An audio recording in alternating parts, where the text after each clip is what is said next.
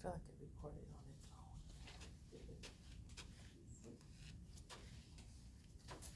Hello, everyone. Hello. Thank you for joining me today. This is Process Group, and my name is Sylvia. I'll be your facilitator for the day. And okay, my first question is, we're going to be talking about self-care. So, do any of you guys know what self-care is? Is that like shopping and like retail therapy? Well, that could be a form of self-care. Sleep. I think of like taking care of yourself. Thank you. That doesn't that is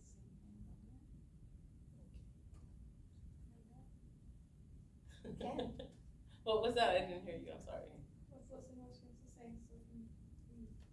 Okay. It's okay, Ronnie. Thank you for that, though. Okay, if you want to, I passed out these worksheets, and if I can get one of you guys to read the definition for self-care. That way, we can definitely understand what that is. Go ahead. I can read it. Thank you, John. Self-care is the practice of taking action to preserve or improve one's own health. The practice of taking an active role in protecting one's own well-being and happiness, in particular during periods of stress. Okay. Now, who wants to read the next one? I can do it. Thank you. How would you define self-care? Consequently, self-care is further defined as the ability to care for oneself through awareness, self-control, and self-reliance in order to achieve, maintain, or promote optimal health and well-being. Okay. Now, can any of you tell me or guess as to why I bring up self-care for today's topic? I see some of this is about like relapse and maybe self-care can be like in place of relapse or like prevention. You're on the right track. Thank you, Ronnie. Yes, relapse prevention. Okay, you guys have your relapse prevention plan packets behind that sheet. And relapse prevention is a form of self-care. Now, what I want to do is go over your relapse prevention plan, because at the end of the month, you guys will be turning these in order for you guys to complete your program here and graduate successfully.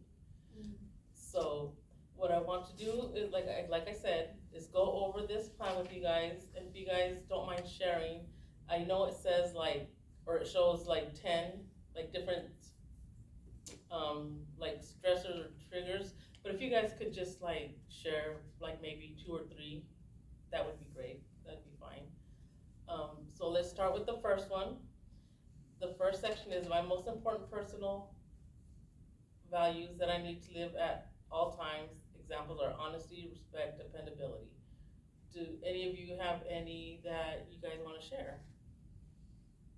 Like personal values. Kindness. Okay. Kindness is a good one. Flexibility. Yes. Definitely. Yeah, with life and things that happen in life. Definitely. Thank you. And like the honesty one, but like I feel like sometimes it can almost be to a fault, like where it's like sometimes I'm like brutally honest, I guess. It's like don't ask the questions if you don't really want to know the answer. Yeah. That one's one where it's kind of tricky, right? Mm-hmm. Yeah, you kind of have to be mindful of and it makes me wonder, are you being honest with the person, or are you being honest with yourself? Is there underlying issues there? Because you said brutally honest. Yeah. So that makes me think that maybe there's something else there. Does anybody else get that impression or feeling, or is? Yeah, like projection. Thank you. Yes, that's the word I was looking for. Thank you, John. Does anybody else want to share anything on that section? Okay. Thank you. Those are very good examples of personal values. The next one is triggers and stressors. Does anybody want to read that little caption there? Yeah, I can. Thank you, John. Like triggers and stressors, when we're regards to behaviors, situations, thoughts, emotions, and circumstances that may increase my risk of relapse. And can anyone guess as to why it's important to identify any triggers or stressors? You're not caught off guard. Like if you think about it now, before you've been triggered, then when you are triggered, maybe you can like recognize it and go to your self-care, like. Exactly, So. exactly. Thank you, Ronnie. And, okay, does anybody else have anything to add to that? I think he pretty much said it all in that Yeah. statement. Okay, thank you. Okay, so can anyone share at least one trigger or stressor? So when I go visit my son, there, like, he lives in a neighborhood that just so happens to be where people sell stuff. And so I can't really go visit my son, he has to come and visit me. And so when I'm over there, like, being around his area sort of like puts me at an unease feeling. I kind of get the sense that it might be bringing up like memories, perhaps. Yes. Okay, Exactly, you're very self-aware. That's good. So you have your son meet you elsewhere. exactly. That's good. That's very good that you are self-aware and that you take yourself out of that situation. Does anybody else? I think money's a trigger for me. Okay. I think having too much of it or not enough can trigger me to wanna, relapse. Can you elaborate a little bit? Like, I could understand like having too much of money. You might want to just go on a spending spree. Is that right? Yeah, like buy drugs or things I don't need because Okay. I have it, or gamble in a way that Okay. will lead me then to, And gambling is another form of addiction. yeah. Okay. Now, can you explain as the not having enough money, how would that? It stresses me out. Okay, so stress. So it just leads to stressing me out and like just partaking in behaviors, that will like make me get money quicker, riskier behaviors. Okay. Very good awareness as well, John. Thank you for that. Ronnie, did you want to go ahead? Yeah, like either friends that aren't on board with my like sobriety and whatnot, or like recovery in general, or friends that don't know about it, like maybe we haven't hung out in a few years or something. Like I was with my friends the other day, and she didn't know that I'm in like this program, and she like did a line right there in front of me, and she didn't know. How did that make you feel? I was like, I literally stopped her. I was like, oh shit, like, by the way, we haven't talked in like over like 7 months. But by the way, I'm in this program. She was like, oh, I'm so, like, she put it away and she was like super understanding. Good. But like that's, like she was one of those people, we weren't that close, but she would be one of the party people. So she thought it was okay to do it in front of me because it used to be, but. I totally understand where you're coming from. And when individuals start recovery under the recovery process, their environment, and that includes people as well, their circle of faces, if you will, changes. You don't hang out with the same people anymore. And I get the feeling that you are finding that out on your own. Yeah? Yeah. Okay. Well, thank you for sharing that, and I am glad that you were able to stop that and that she respected your sobriety enough to put it away. Yeah, she's a good friend. That's good.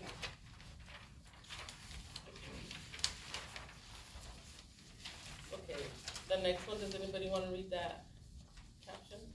I can. Thank you. My relapse warning, signs and red flags, internal, external, sensory. Does anybody have any?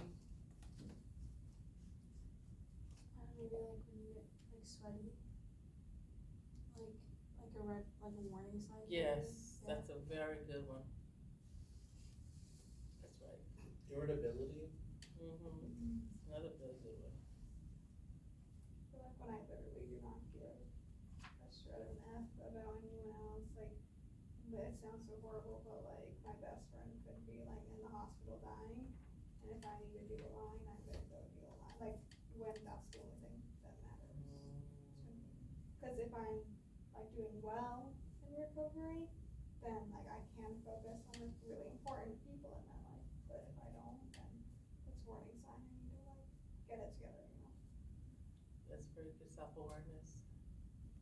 Very good. Okay. Does anybody else wanna share or add anything to that section before we move on? No? Okay. The next one, does anybody wanna read that? My best strategies for dealing with cravings and urges. Do any one of you have any strategies to deal with cravings and urges? I eat, You eat? instead of like knowing where to go buy some drugs, I stay home and eat. Okay. Hold on, I'm just trying to process what you just said, because, and let me just unpack this with you, you know? Okay, I get the feeling that you're saying, and correct me if I'm wrong, so instead of doing drugs, you eat, so do you turn from one thing to the next? Cause that's the, like, I feel like if you're not doing drugs, you're starting to eat, do you, you know, because eating is another form of addiction as well. So that's the sense that I'm getting, am I picking up on that correctly, or? Yeah. Okay, okay, well, thank you for your transparency. And, when you catch yourself wanting to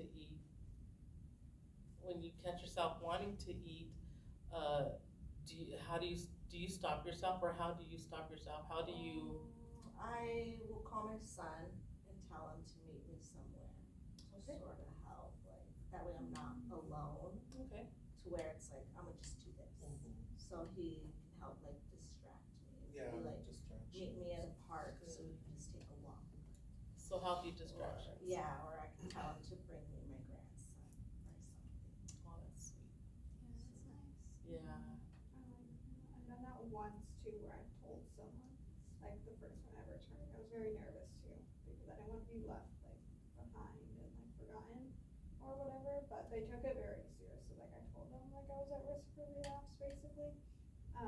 And they picked me up and we went out to a movie, Yeah, so that was a good Nice. ending. I feel like people are like more helpful than we think when it comes to this sort of, I guess, like relapse stuff, because people don't want us to relapse, unless obviously they're doing it themselves, but Right. that's where we just need to like surround ourselves with people who are in a place where we wanna be. And maybe thinking of cutting off those ties, right? Yeah, with the ones I like. Yeah, you wanna surround yourself with supportive people, positive people, and people that will help you in your sobriety. Yeah. So, back to you, Jane. I think that's a very good physical reminder of why you're sober, is your grandson and your son, you know? And Ronnie, you talking about friends and support systems, I think that's awesome to have those in place. Yeah. And thank you, Addison, as well, for sharing too. Okay, the next one is, who wants to read that? I can read it. Thank you. My best strategies for dealing with cravings and Oh, the next one, after? yeah, Oh yeah, we just did that. My top coping strategies. okay. I think coming here is helpful. Yeah. I'm in a group. Wow, Calling family. thank you. Yeah, calling family.